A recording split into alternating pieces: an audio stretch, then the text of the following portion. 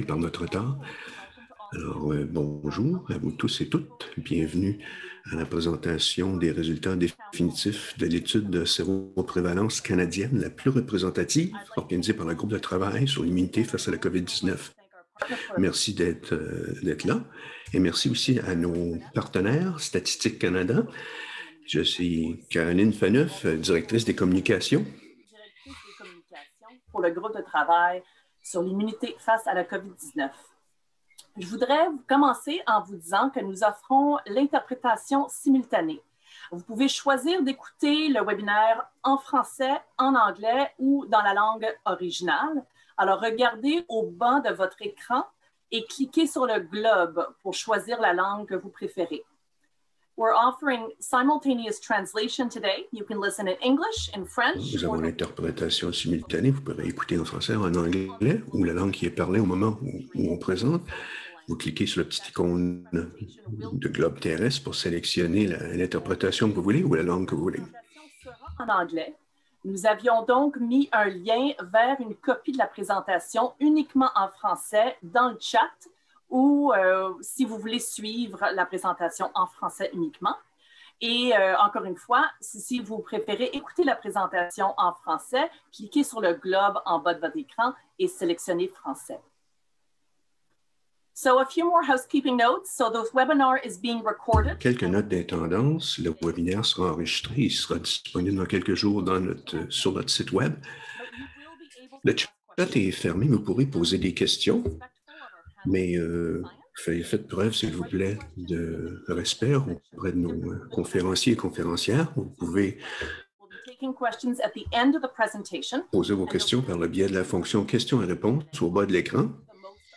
Et je vais tenter de lire le maximum de questions qui auront été acheminées par la fonction questions et réponses et nous y répondrons au mieux de nos connaissances et en fonction du temps qui restera. Et maintenant, nous avons Tim Evans.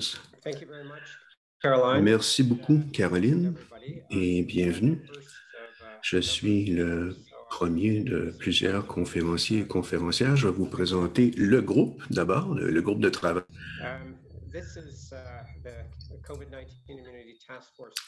Il s'agit de la structure ici, du GTIC.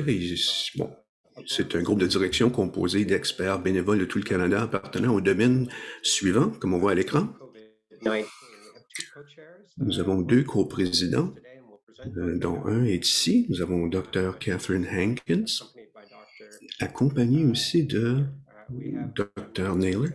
Nous avons plusieurs membres d'office aussi, des représentants de la Santé publique Canada, les instituts de recherche en santé du Canada, le bureau de la conseillère scientifique en chef auprès du premier ministre et les représentants des ministères de la Santé provinciaux et territoriaux, ainsi que l'Université McGill qui agit comme secrétariat. C'est là d'où je vous parle aujourd'hui, l'Université McGill. Le groupe de travail a été établi en avril 2020, au moment de la première vague de cette pandémie. Ça semble lointain aujourd'hui, mais le mandat était de soutenir la mise en œuvre de projets de recherche pertinents en matière d'immunité face à la COVID-19 dans le contexte de cette pandémie. On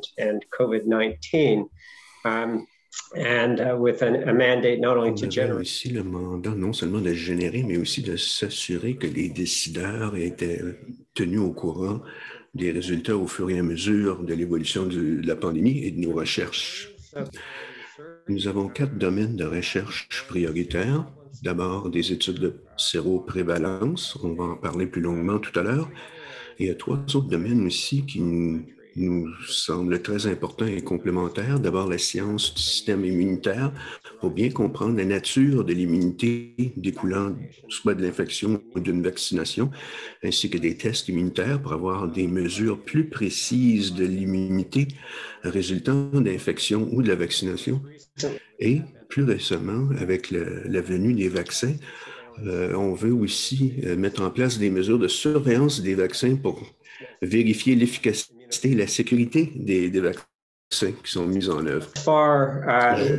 Jusqu'à présent, le GTIC a financé 14 codes à l'échelle du pays et vous pouvez voir que, bon, nous allons d'une mer à l'autre pour se donner une vue d'ensemble au Canada de la situation par rapport à ces 4 domaines qu'on vient de voir qui doivent informer et éclairer nos décisions politiques. Aujourd'hui, nous allons nous concentrer sur les efforts en matière de sérologie. Through the swabs or the RT-PCR tests is often souvent les tests PCR est reconnu comme étant seulement la pointe de l'iceberg par rapport au nombre total d'infections qui n'ont pas été détectées par l'écouvillon, le test PCR avec l'écouvillon. Dans bien des cas, les systèmes de tests ou d'essais pour les infections aiguës ont été limités par une disponibilité, des problèmes logistiques et le fait que les gens ne pouvaient pas accéder à ces tests. De plus, nous savons que beaucoup de personnes qui ont été infectées ne ressentent aucun symptôme ou des symptômes trop peu sévères pour faire en sorte qu'ils soient diagnostiqués ou ils ont carrément une infection asymptomatique, si bien que les tests pour les anticorps présents dans le sang, ça nous donne un indice qu'il y a eu une infection antérieure et ça nous aide beaucoup à comprendre quelle est la partie de l'iceberg qui est cachée, submergée sous l'eau, pour ainsi dire. Aujourd'hui, nous allons présenter les résultats de ce qu'on appelle l'étude la plus représentative à ce jour. Ceci reflète le fait qu'au début, on voulait avoir des sources de données plus facilement accessibles par le biais, par exemple, des banques de sang au Canada, mais on s'est dit aussi qu'il était très important d'initier un échantillon scientifiquement fondé qui représente le portrait réel de l'immunité au Canada. Et cette étude nous donne le premier portrait complet de la situation des Canadiens en matière d'immunité acquise, des Canadiens de 1 an jusqu'à un âge avancé. Des gens de 10 provinces et de 3 territoires ont fait à cette étude en région rurale et urbaine et des gens qui étaient en bonne santé ou non. À Stephen maintenant et à Jonathan.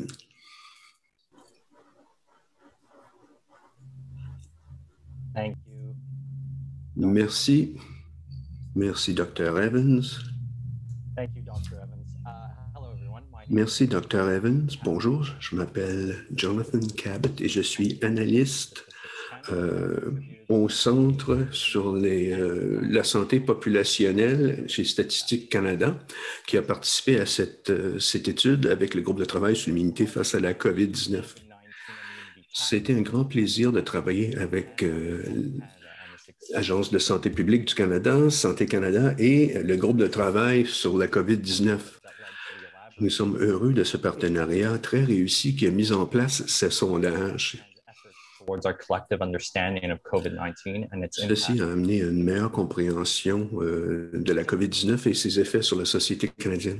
Typiquement, une initiative de sondage ou une étude de cette envergure aurait pris peut-être de 18 à 24 mois pour sa planification, mais grâce à un effort concentré de la part de plusieurs organismes, le Labo national de microbiologie et divers partenaires services chez Statistique Canada, on a pu mettre en place ce sondage rapidement et en arriver à des premiers résultats en peu de temps. Après plusieurs séances de planification et de consultation chez StatCan et au sein du GTIC, on a cherché à mieux comprendre la propagation du virus au Canada en estimant le nombre de Canadiens de 1 an et plus qui ont développé des anticorps dans leur sang sur le plan national, mais pour chaque province et territoire aussi, pour mieux comprendre aussi les aspects socio-démographiques des gens qui avaient développé des anticorps et pour mieux savoir combien de Canadiens ont développé des anticorps et qui y sont. Les enfants de 1 à 14 ans ont été sélectionnés en fonction de l'allocation canadienne pour enfants. Ceux de 15 à 24 ans, par le biais de l'allocation et par le biais du recensement. Nous avons divisé le sondage en 4 vagues, avec un premier échantillon de 4000 personnes environ, pour avoir une meilleure idée du taux de réponse. Les deuxième et troisième vagues ont constitué la plus grande partie du sondage, avec environ 22 000 échantillons par vague. Et la quatrième vague se penchait sur un échantillon de 550 personnes d'Iqaluit seulement. Le test de prélèvement de gouttes de sang séchées a été utilisé pour voir si ces personnes avaient développé des anticorps au SARS-CoV-2. Voici le matériel utilisé. Les trousses ont été fournies par le GETIC en collaboration avec le laboratoire national pour les services VIH. De ce panel, des plateformes prometteuses ont été identifiées pour une validation et 2 ont été utilisées pour analyser la précision des kits GSS. Le laboratoire Gingras et le laboratoire Langlois ont été sélectionnés pour traiter et analyser les échantillons de sang séché. Ici, on voit un tableau qui montre les taux de réponse par groupe d'âge. La ligne verte représente le taux de réponse de ceux qui ont complété le questionnaire en ligne. Les colonnes représentent le taux général de réponse. Autrement dit, ceux qui ont répondu au questionnaire électronique et qui ont aussi donné des échantillons de sang séché. C'était parmi les 8 à 14 ans qu'on trouve la partie la plus importante des répondants.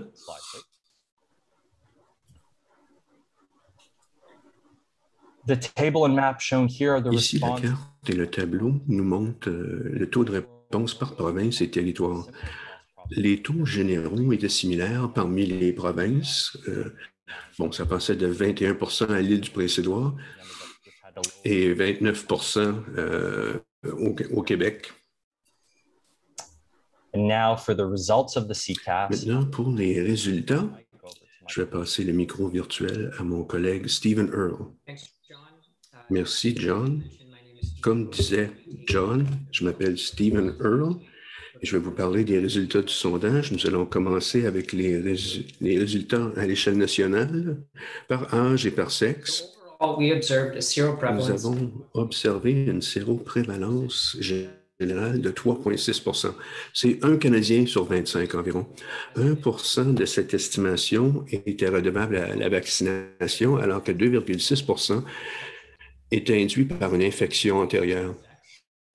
Les résultats par sexe, maintenant, nous avons vu des chiffres similaires, mais un petit peu plus élevés chez les femmes, avec 3,4 % par opposition à 3,3 chez les hommes. Le vaccin était peu disponible à ce moment-là. Il s'est reflété par le taux d'immunité redevable au vaccin à ce moment-là.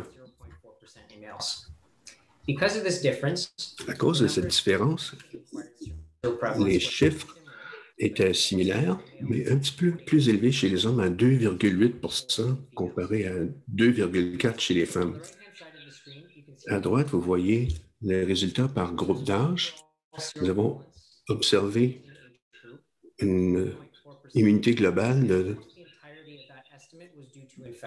3,4 % dans le groupe de 20 à 59 ans et 60 ans et plus. Les séroprévalences étaient de 4,5 % et 2,1 % respectivement. Et dans les 2 groupes d'âge en question, la vaccination comptait pour l'infection comptait pour environ 1/3 des personnes qui avaient été infectées. Ceci incluait des gens de 60 ans et plus qui habitaient dans des demeures privées, mais non pas les gens qui habitaient dans des manoirs pour personnes âgées ou dans des centres de soins de longue durée. Ici, les mêmes chiffres que vous venez de voir, sauf scindés par sexe et par groupe d'âge. Ce qu'on voit immédiatement, c'est que les gens de moins de 60 ans, généralement, les résultats sont plus hauts, plus élevés que dans la population de moins de 60 ans. Chez les femmes qui travaillent de 20 à 59 ans, on a vu une prévalence de 5,1 de façon générale, ce qui est plus élevé de façon marquée que les deux groupes d'âge de 60 ans et plus, hommes et femmes. Pour ce qui est des résultats sur le plan régional ou provincial, à gauche, en haut de l'écran, on voit les résultats pour les territoires. Nous avons observé une immunité globale de 21,1 ou 1 sur 5 des répondants de 1 an et plus dans les territoires. Et c'est entièrement redevable, cette immunisation, c'est entièrement redevable à la vaccination et 0 cas résultant d'une infection. En Colombie-Britannique, l'immunité globale était de 2,4 en Alberta, 5,6 en Saskatchewan, 4,1 Manitoba, 3,1 en Ontario, 3,3 et au Québec, 4,4. Dans toutes ces provinces, de Colombie-Britannique jusqu'au Québec, environ 1 sur 3 personnes avec des anticorps les anticorps étaient le résultat de vaccination. Mais on ne peut pas dire la même chose dans la région de l'Atlantique. D'abord, l'immunité globale était plus faible, la séroprévalence était de 1,3 seulement. Et chez les adultes, dans la région de l'Atlantique, 2 sur 3 personnes avaient des anticorps redevables à la vaccination plutôt qu'une personne sur 3 dans les autres provinces. Et ça reflète le très bon travail qu'a réussi les régions de l'Atlantique pour éviter la propagation du virus. Ici, ce sont les mêmes estimations qu'on vient de voir, mais par sexe. Dans la région de l'Atlantique, on voit que les résultats sont plus faibles et dans les territoires plus élevés, puisque la vaccination était plus prévalente. À ce moment-là, on voit en Colombie-Britannique que les résultats sont plus faibles, mais ce qu'on voit ici sur cette diapo, c'est que c'est difficile de déterminer des tendances par sexe. On remarque que seulement 2 régions ou provinces sur cette diapo, il y avait seulement 2 régions où les niveaux étaient plus élevés chez les hommes que chez les femmes. Mais si on pense à l'intervalle de confiance, qui est représenté par les barres grises, on voit que c'est difficile de conclure de façon certaine. Les intervalles de confiance sont utilisés pour exprimer la précision du sondage. La véritable estimation va se trouver entre l'intervalle de confiance dans sa zone la plus faible et la plus forte. Par province, par groupe d'âge et par région, maintenant, on voit la même tendance. Les résultats sont difficiles à établir puisque l'intervalle de confiance est assez large, avec un échantillon plus faible. En Saskatchewan et en Alberta, chez les gens de 60 ans et plus, c'est plus élevé un petit peu, mais les intervalles de confiance font en sorte qu'il est difficile de conclure de façon définitive ces résultats. Maintenant, voyons d'autres données nationales. Nous allons voir des résultats de caractéristiques socio-démographiques en termes de risque professionnel, l'effet chez les Autochtones et les minorités visibles. Tout d'abord, en matière de risque professionnel, les 2 premiers chiffres à gauche, ce sont les chiffres que vous avez déjà vus. La séroprévalence générale de 3,6 et la proportion qui est due à la vaccination qui est de 1 de façon générale à l'échelle nationale. Maintenant, voyons des gens qui travaillent en contact direct avec les autres, le grand public par exemple. Ils ont une séroprévalence de 5,1 de façon générale, mais de 2,4 était dû à la vaccination. 2,5 une séroprévalence de 2,5 est trouvée chez des gens qui ne travaillaient mais sans contact avec le public. À 0,4 on peut voir que les gens qui travaillent sans avoir de contact avec le public, c'est essentiel. C'est le vaccin qui a induit ce 0,4 d'immunité.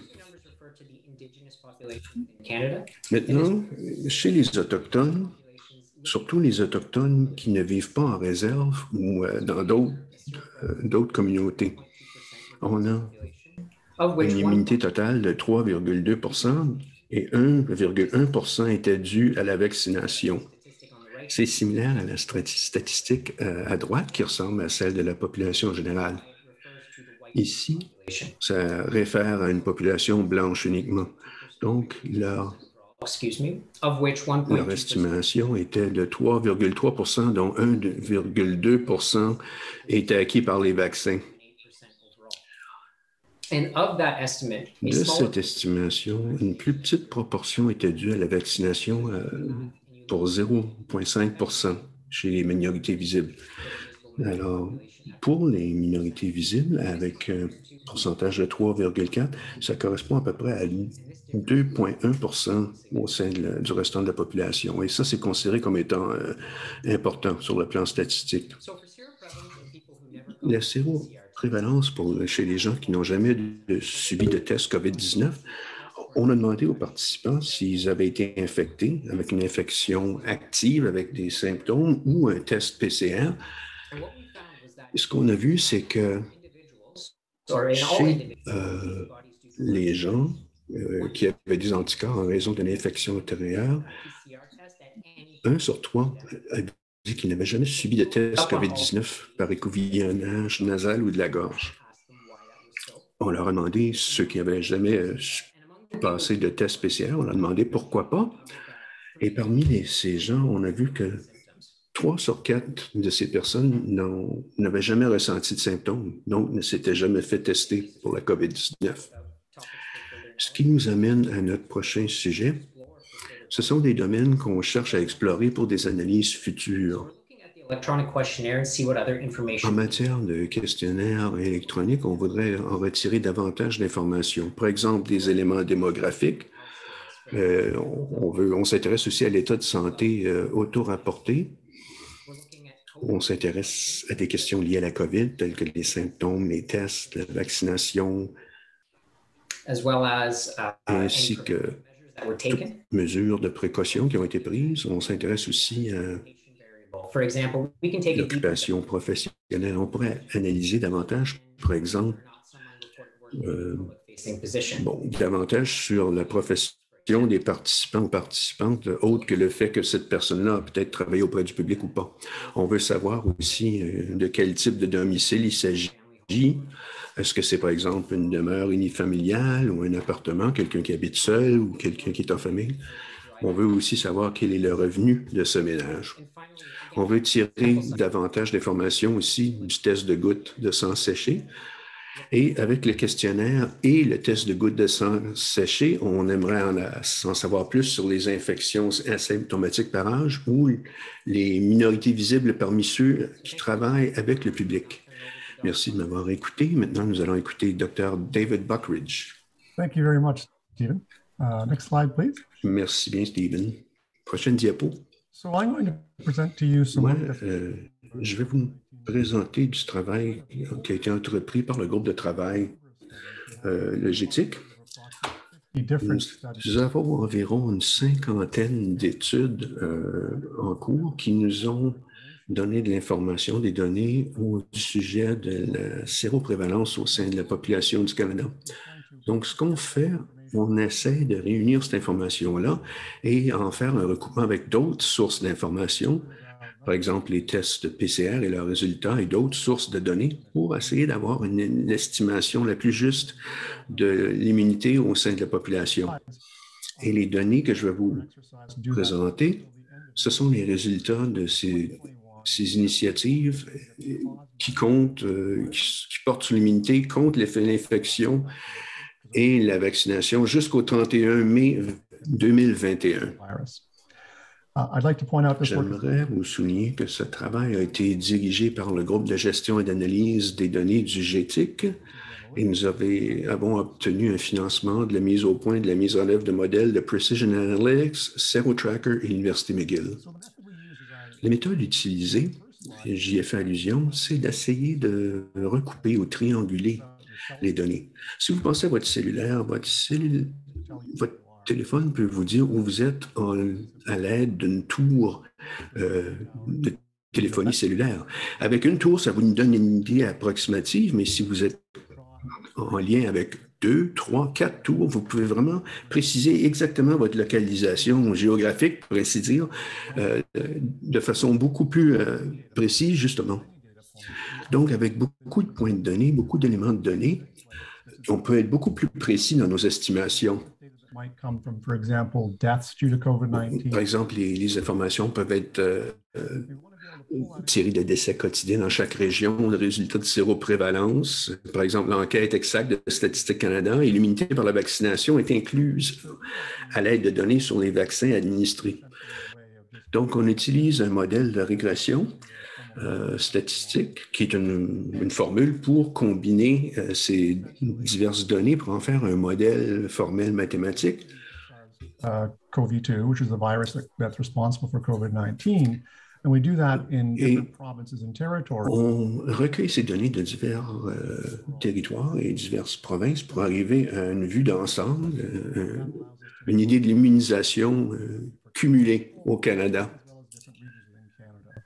And currently in the model that we're using, we take En ce moment, dans le modèle qu'on utilise, on tient compte des décès quotidiens dans chaque région, la distribution, répartition des décès dans chaque région, et nous avons des résultats de plusieurs études de séroprévalence pour les territoires et les provinces. Aussi, on tient compte de l'immunité par vaccination. On ça de données dans les diverses provinces qui ont administré un programme de vaccination. Pour ce qui est de l'immunité induite par l'infection naturelle seulement au Canada, voici notre résultat. Ce qu'on voit dans le tableau au bas, on peut voir les dates, le temps qui passe. Et comme je vous dis, nos estimations sont valables jusqu'au mois de mai de cette année et ça remonte en février 2020, le tout début de la pandémie. Et verticalement, on voit le pourcentage cumulé de séropositifs. La ligne foncée au milieu, c'est notre meilleure estimation. Et autour de cette ligne-là, c'est notre intervalle de confiance de 95%, qui est représenté par cette ligne plus large. Donc, au centre, on voit que 5,3% des Canadiens, selon notre modélisation, ont une immunisation à la COVID-19, au SRAS COVID-2, suite à une infection.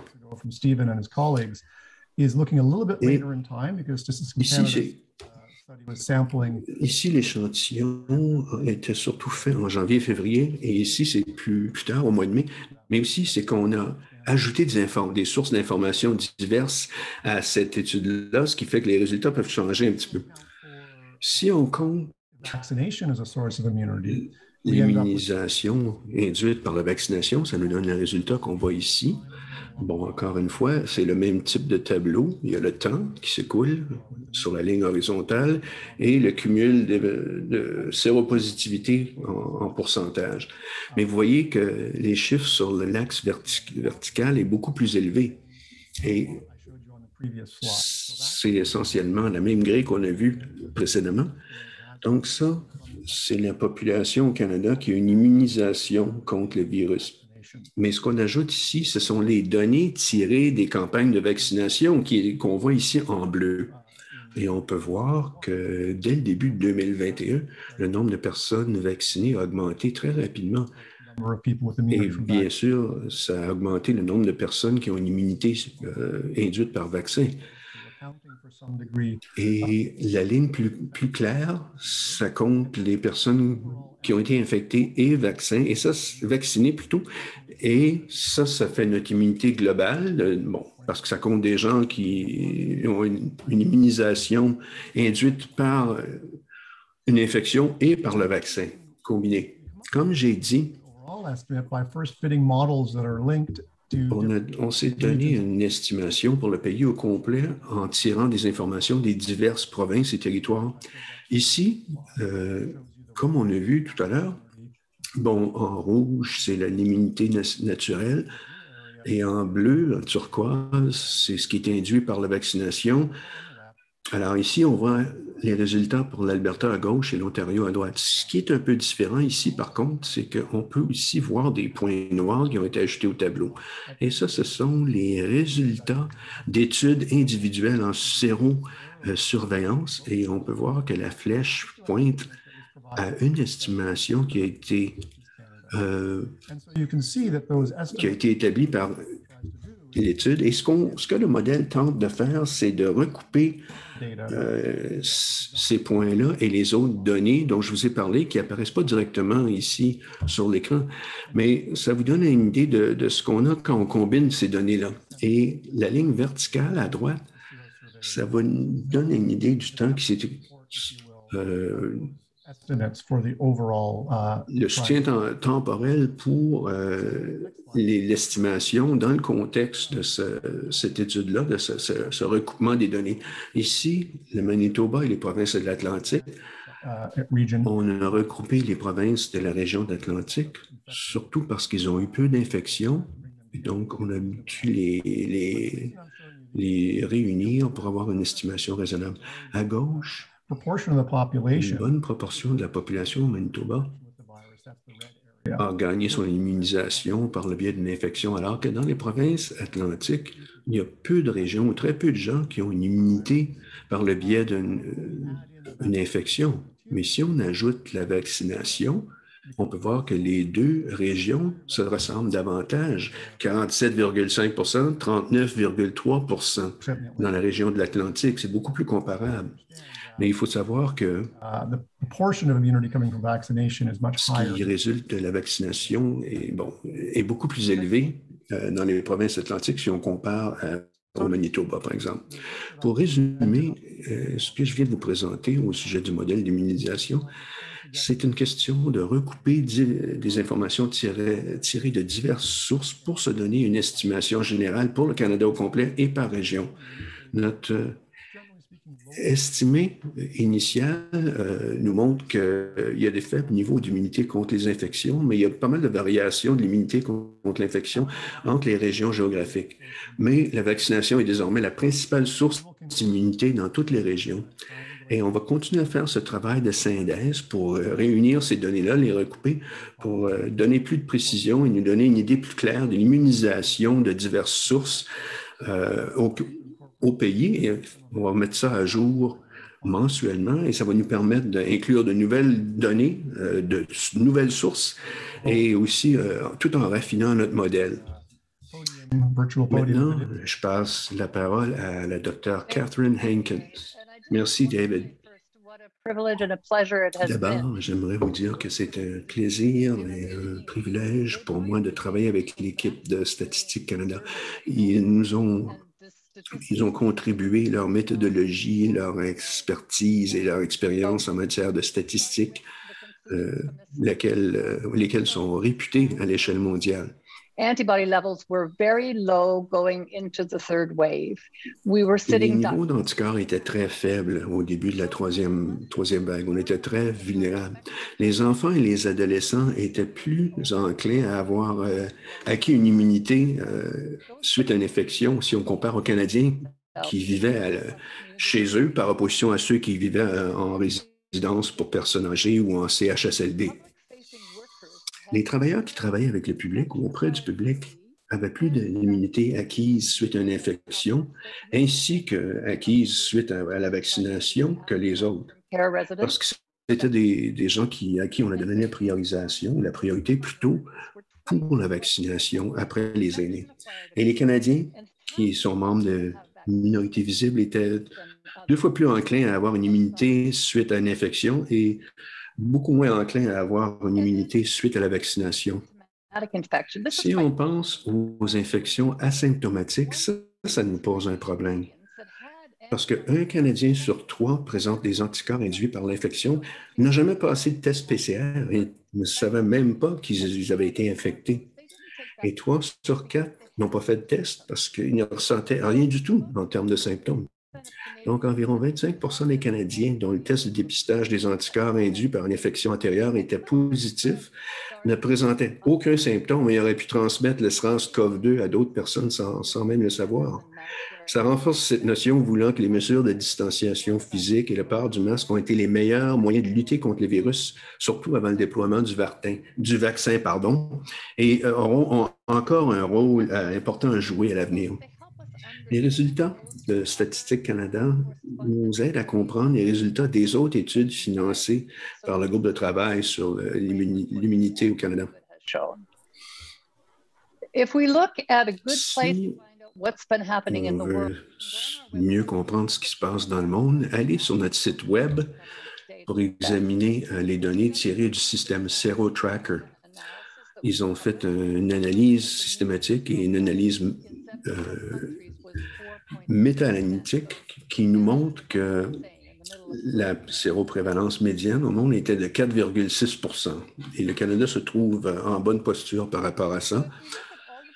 Si on examine les résultats des études de séroprévalence financées par le GETIC, on peut voir que l'immunité contre l'infection ne suffira pas. Les vaccins sont essentiels, surtout face à des variants comme le Delta qui sont plus transmissibles et potentiellement plus sérieux, aussi plus graves. L'infection par le SARS-CoV-2 est plus fréquente chez les communautés de minorités visibles, les quartiers pauvres, les groupes professionnels confrontés au public et chez les plus jeunes. Donc, on doit augmenter le taux de vaccination au sein de ces populations. D'abord avec une première dose et ensuite avec le suivi d'une seconde dose. Les enquêtes sérologiques demeurent importantes pour mesurer la baisse de l'immunité. Les enquêtes sérologiques détectent les anticorps dus à l'infection et à la vaccination et permettent de mesurer le déclin et le faiblissement de l'immunité par groupe d'âge.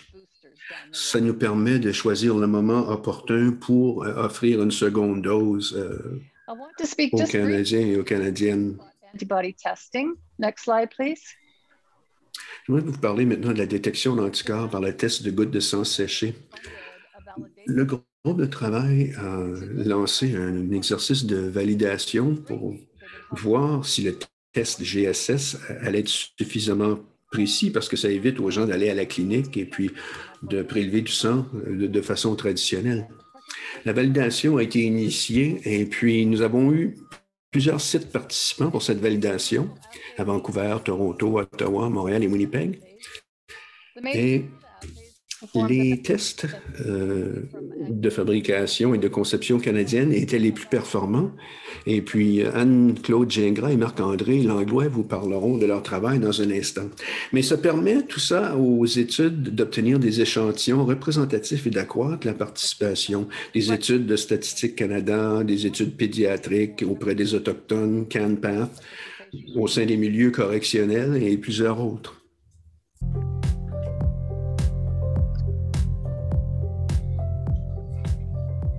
Hi, I'm Marc-André Langlois. Bonjour, je m'appelle Marc-André Langlois, directeur du laboratoire Langlois à l'Université d'Ottawa. Bonjour, je m'appelle Anne-Claude Gingras, directrice du laboratoire Gingras à Sinai Health à Toronto. Il est important de savoir combien de Canadiens ont des anticorps au SARS-CoV-2. Nous avons une forme d'immunité. Le test pour les anticorps avec le sang séché est une façon efficace de tester des échantillons sanguins de la part de centaines de milliers de Canadiens partout au pays. Nos deux labos sont parmi ceux qui ont joué un rôle très important dans l'analyse des gouttes de sang séché qui sont envoyées d'un peu partout au Canada. Nous avons développé des tests qui vérifient la présence d'anticorps propres au SARS-CoV-2.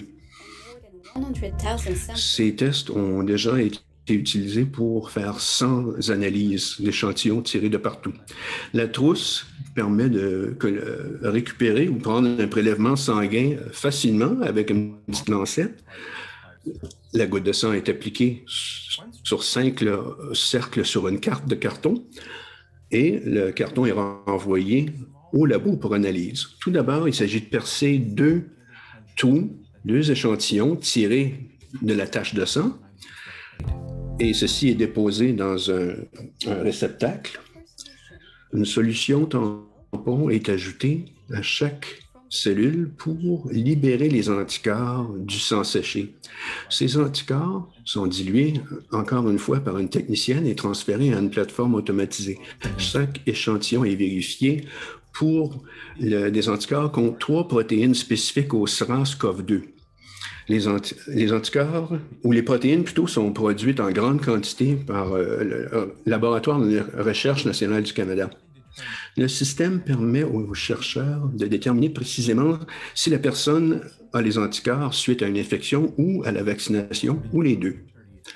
Chaque phase, le système permet de 3800 à 4800 tests individuels par jour. Le système automatisé effectue chaque étape de la procédure expérimentale en utilisant un équipement qui ajoute des réactifs spécifiques à divers moments du processus.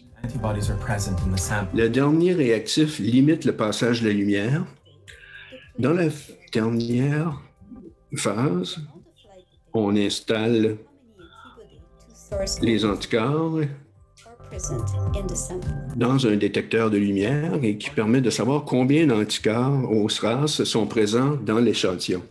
Nous avons travaillé avec le groupe de travail de COVID-19 et le Conseil canadien de recherche, ainsi que le Labo national de microbiologie. Ceci nous permet de mieux comprendre l'ampleur de l'immunisation chez les Canadiens et l'effet de la COVID-19 sur la population canadienne.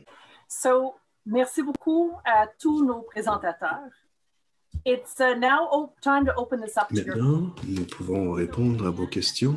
Encore une fois, vous pouvez utiliser la fonction question-réponse Q&A au bas de l'écran pour soumettre vos questions par écrit.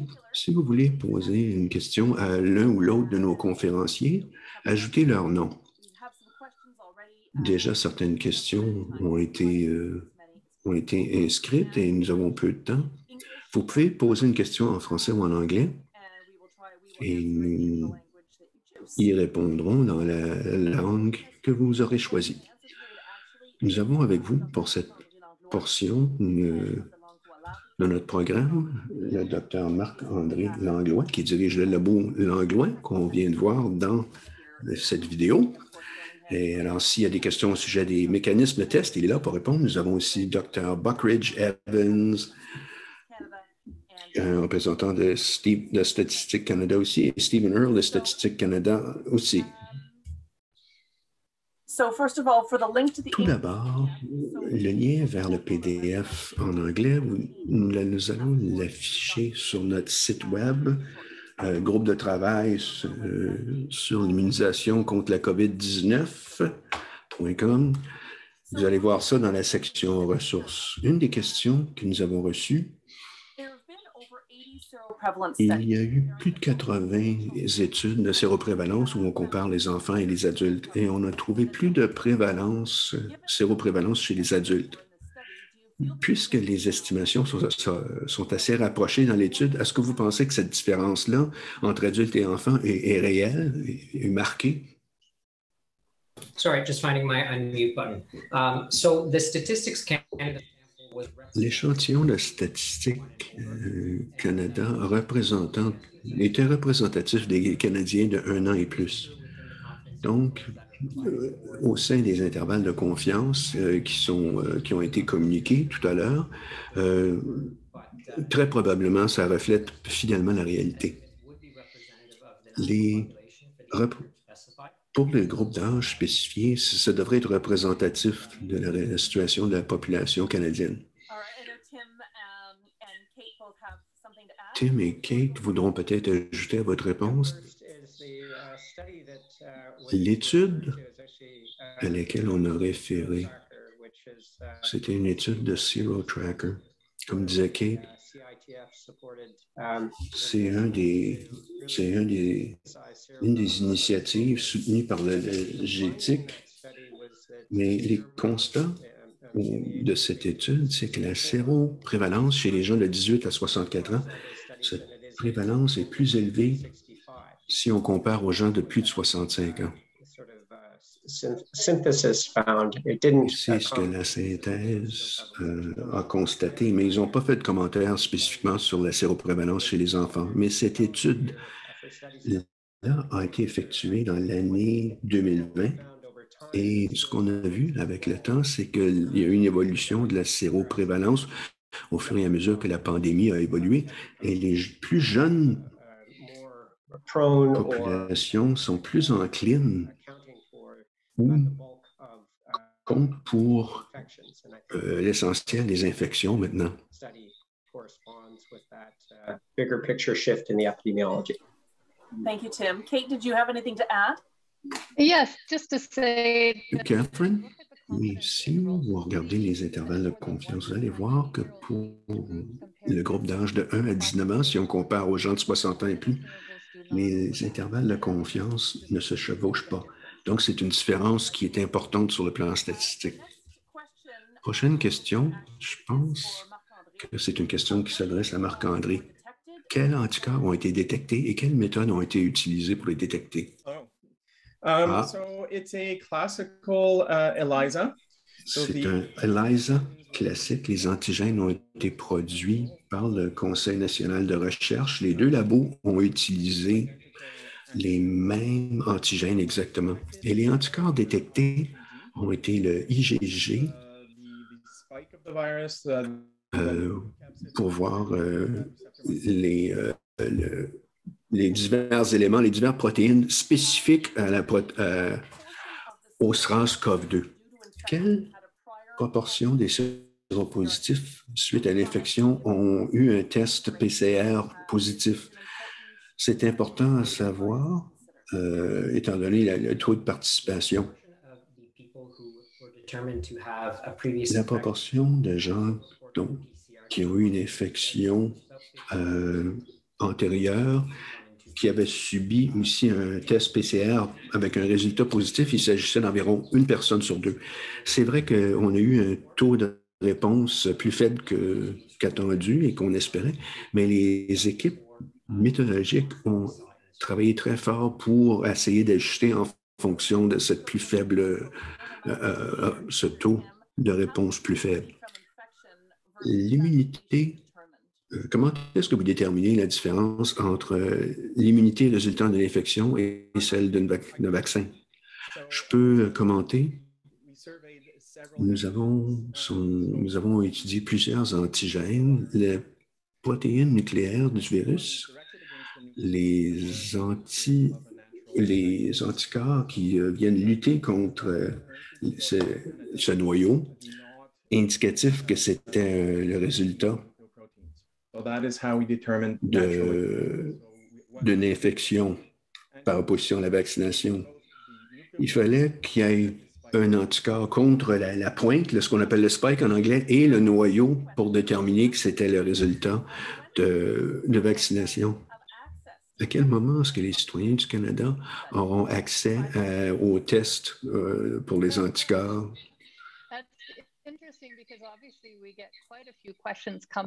Nous avons plusieurs questions. Il y a des gens qui aimeraient participer à une étude. Quand est-ce qu'ils pourront accéder à leurs propres résultats au sujet de leur anticorps? Il y a plusieurs compagnies qui offrent ce genre de service. On ne sait pas si leur méthodologie est précise. Les tests aux anticorps ne sont pas encore librement disponibles ou accessibles. On va voir ce qui arrive là, aux anticorps neutralisants et les anticorps qui s'attachent aussi. Et qu'est-ce qui se passe avec que devient l'immunité cellulaire? Avez-vous testé seulement pour des anticorps IgG ou IgM aussi? Je pense que Marc-André pourrait nous répondre. Je pense que vous avez déjà répondu, mais autrement. So, no, we did not measure IgM. On n'a pas mesuré l'IgM, seulement l'IgG. Merci, Marc-André. Les études avec le sang séché, comment ça se compare aux études avec le sérologique basées sur des échantillons sérologiques? Bon, Marc-André pourrait parler des défis spécifiques à la méthode du sang séché, on a comparé des échantillons qui avaient été recueillis avec le sang séché et puis aussi des échantillons de sérum, et la sensibilité est similaire pour le fin de l'étude de séroprévalence. Les résultats de l'étude nous montrent que l'immunité est plus élevée chez les jeunes et chez les minorités visibles. Est-ce que c'est parce que la réponse des anticorps est plus forte et dure plus longtemps chez ces personnes ou pour ces groupes de personnes par opposition à un groupe plus âgé? L'immunité est plus forte, plus solide chez les minorités visibles. Bon, il y a diverses possibilités qui pourraient expliquer ça, mais il y a aussi le faiblissement de l'immunité aussi peut différer. Mais en ce moment, on ne peut pas s'ajuster en fonction de ça avec le savoir qu'on a en ce moment pour voir si, avec l'anticorps nucléocapside, si l'immunisation faiblit avec le temps et est-ce que ça affecte nos résultats. C'est quelque chose dont on en apprend à tous les jours. Les deux anticorps faiblissent avec le temps plus rapidement que ceux qui s'attaquent au spike, comme on dit, l'espèce de pointe par laquelle le virus s'agrippe aux cellules.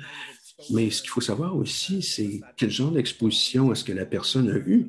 Est-ce que la réponse immunitaire était faible ou forte? Peut-être qu'ils ont commencé avec un niveau d'anticorps plus faible contre ces protéines. L'antigène N est un peu plus difficile à analyser. Cependant, ce qu'on peut dire, c'est que dans les échantillons que nous avons analysés d'infection précoce, on peut encore détecter les anticorps N plus d'un an plus tard, après le début de la pandémie. Il nous reste assez de temps juste pour une dernière question. Tim, si on a des anticorps, est-ce qu'on a besoin d'être vacciné? Parce que des études nous montrent qu'on est aussi immunisé si on l'a eu que si on a reçu un vaccin. Alors, en quoi la vaccination est nécessaire pour les gens qui ont déjà été infectés puis qui ont développé les anticorps naturellement? C'est une bonne question. Je pense que d'abord, the COVID immunity task force has supported studies to understand what the duration. Nous avons lancé des études pour voir quelle était la durée de la protection résultant de l'infection. Et ces études qui sont en cours depuis un peu plus d'un an, ces études nous laissent entrevoir que il y a une protection assez robuste sur 10 à 12 mois si l'infection a été symptomatique. Mais on continue à étudier la chose et peut-être que potentiellement la protection pourra durer au-delà d'un an. Mais lorsque les vaccins ont été lancés, on avait seulement une période de suivi de 6 mois environ. Et c'était clair déjà à ce moment-là que la protection n'était pas absolue, surtout pour les gens qui ont peut-être été infectés sans symptômes, où ce n'était pas si clair que la réaction immunitaire était assez forte. Et ces gens-là n'ont pas été suivis au sein de cohortes longitudinales. Je pense que les décideurs devront s'assurer que tout le monde aura accès à la vaccination, étant donné qu'il y a une incertitude pour ce qui est de la protection générée par une infection. Cependant, après une première dose du vaccin, pour ceux qui ont été infectés antérieurement, on voit une réponse immunitaire très, très robuste, si forte qu'on recommande que ces gens-là ne se fassent pas administrer une seconde dose du vaccin. Et c'est ça qui s'est passé au Québec.